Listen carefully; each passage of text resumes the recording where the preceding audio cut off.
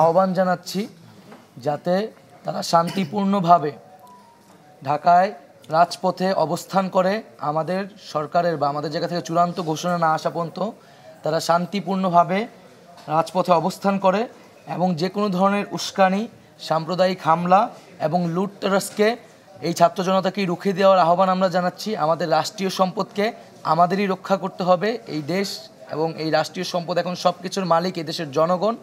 তো সকলের প্রতি আহ্বান থাকবে যাতে এই সুযোগে কেউ লুটপাটের সুযোগ না পায় এবং সেই জিনিসটাকে রুখে দিতে হবে এবং ছাত্র জনতা শান্তিপূর্ণভাবে ঢাকার রাজপথে অবস্থান করবে। আমরা তো আমাদের আন্দোলনের সূচনা লগ্নেই বলেছি যে মানুষের জীবনের নিরাপত্তা, সমাজে ন্যায় বিচার এবং মানবিক মর্যাদা প্রতিষ্ঠার জন্যই আমাদের এই এক দফা, এবং আমরা এই সরকারের পতন এবং ফ্যাসিবাদী ব্যবস্থার বিলোপ ঘটাতে চাচ্ছি যাতে আর কখনোই বাংলাদেশে স্বৈরতন্ত্র বা ফ্যাসিবাদ বা আরেকটি শেখ হাসিনার জন্ম হওয়ার সুযোগ না থাকে। আচ্ছা, কোনো কাঠামোর একটা দুটো কি ধারণা কি আমাদের দিতে পারেন যে কেমন সরকার আপনারা চাচ্ছেন কিংবা কেমন হতে পারে সেই অন্তর্বর্তীকালীন সরকারটা আপনাদের প্রস্তাবিত যেটা হবে, একটা দুটো কি ধারণা আমাদের দিতে পারেন?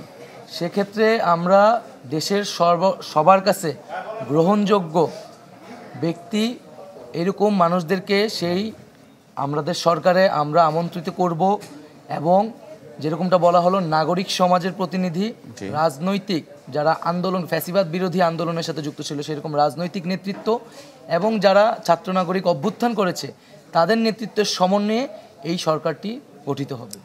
আমরা কিন্তু গতকালকে একটা খসড়া রূপরেখা আমাদের ফেসবুক পোস্টের মাধ্যমে জানিয়েছিলাম, যেটার চূড়ান্তটা আজ 8টায় ঘোষণা হবে। সেই খসড়া রূপরেখা যদি আমি একটু শোনাই, সেখানে জরুরি অবস্থা, সামরিক শাসন কিংবা এমন কোনো ব্যবস্থা যা ফ্যাসিবাদকেই সার্ভ করে তা ছাত্র জনতা মেনে নেবে না।